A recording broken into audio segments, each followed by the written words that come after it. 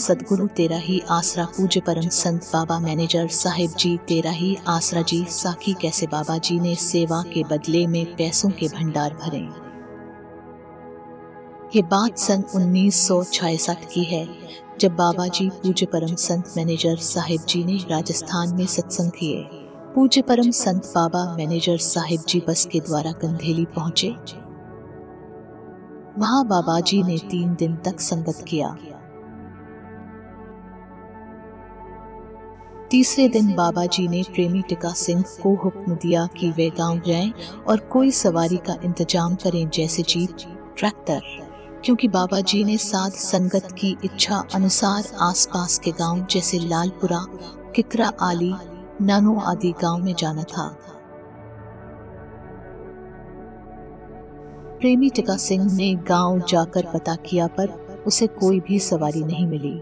टिका सिंह ने वापसी आकर बाबा जी को सारी बात बताई और बाबा जी के सामने हाथ जोड़कर कहने लगा कि हुजूर, मेरे पास ऊंट गाड़ी है, अगर आपकी इजाजत हो तो ऊंट गाड़ी में एक मूढ़ा लगा देते हैं और एक दरी बिछा देते हैं। आप मूढ़े पर बैठ जाना और साथ संगत दरी पर बैठ जाएगी। बाबा जी हंसकर कहने लगे, चल वे मान ले आ ऊंट गाड़ी। और फिर बाबा जी ऊंट गाड़ी में बैठकर किकरा आली की तरफ रवाना हो गए और बाकी साथ संगत दरी बिछाकर गाड़ी में बैठ गईं। गांव किकरा आली पहुंचकर बाबा जी ने किकरा आली डेरे में 2 दिन तक सत्संग फरमाया। फिर किकरा आली से बाबा जी लालपुरा पहुंचे। वहां प्रेमी धनाराम, प्रेमी पतराम, प्रेमी सुखराम और प्रेमी खयाली के घर पर बारी बारी सत्संग किया। लालपुरा से किकरा आली होते हुए बाबा जी ननौ पहुंचे। इतना सफर बाबा जी ने प्रेमी टिका सिंह के कहने पर ऊंट गाड़ी में ही तय किया।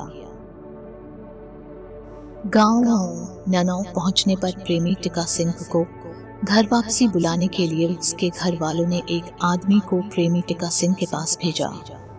उस आदमी ने प्रेमी टिका सिंह को आकर कहा कि आपको घर वापसी बुलाया है, आप जल्दी से घर चलो। प्रेमी टिका सिंह उस आदमी को कहने लगा, अब एक रात की बात है, कल सुबह में गधेली पहुंच जाएंगे। फिर प्रेमी टिका सिंह उस आदमी से कहने लगा कि बाबा जी को यह बात मत बताना कि मेरे को घर बुलाया है। प्रेमी टिका सिंह 10-12 दिन तक गड़ी लेकर बाबा जी के साथ ही रहा। अगले दिन सुबह होते ही बाबा जी से इजाजत लेकर प्रेमी टिका सिंह गधेली वापसी आ गया और बाबा जी अगले गांव गेहूं के लिए रवाना हो गए। जैसे ही टिका सिंह अपने घर वापसी पहुंचा तो उसके घर वाले बहुत नाराज हुए और कहने लगे कि तू तो डेरों में घूमता रहता है और अपनी ग्वार की सारी फसल बारिश के कारण खराब हो गई है। बाकी लोगों ने अपनी अपनी फसल निकालकर अच्छे अच्छे दामों में बेच भी दी है, अपनी तो सारी फसल बारिश के कारण खराब हो गई है, अब इसे कौन खरीदेगा। प्रेमी टिका सिंह कहने लगा कि जैसी सतगुरु की मौज, और फिर टिका सिंह ने अपनी ग्वार की सारी फसल काट कर निकाल ली और अपने घर पर ही इकट्ठा कर लिया। लेकिन बारिश के कारण सारा ग्वार गलकर काला पड़ चुका था। लगभग 1-2 महीना बाद ग्वार का भाव अचानक से बढ़ गया। साहूकारों में किसी भी प्रकार के ग्वार को खरीदने की दौड़ लग गई थी। टिका सिंह भी अपना खराब ग्वार लेकर मंडी पहुंच गया। साहूकारों ने टिका सिंह का ग्वार पहले के भाव से दुगने भाव पर खरीद लिया। टिका सिंह घर वापसी आकर कहने लगा कि देखो सतगुरु की कैसी मौज और दया मेहर है, हकार और काला ग्वार भी दुगने भाव में बिका है।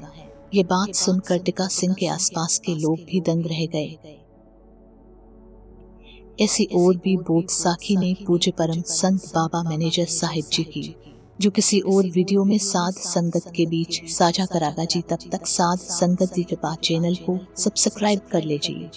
बाबा जी की प्यारी साध संगत को हाथ जोड़कर इस गुनाहगार की तरफ से धन धन सतगुरु तेरा ही आसरा, हाजिर नाजिर जिंदाराम तेरा ही आसरा जी।